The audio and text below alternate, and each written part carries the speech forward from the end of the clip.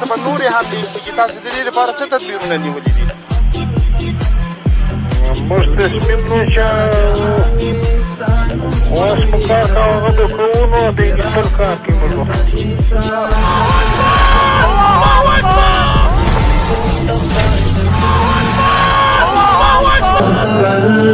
سوک حق دا امامت دیتا ممتوخودل دننگ پر اسمان عمر دلمر پشان دننگ پر اسمان عمر دلمر پشان فرزندنن اغسطی دخلی هر خبرا ودیدی دا رقیب شوا او باد غرز غرا ستا غگ دستا تکل دی خوشب دی عقوب همدا سلکات دی و هر زلت محبوب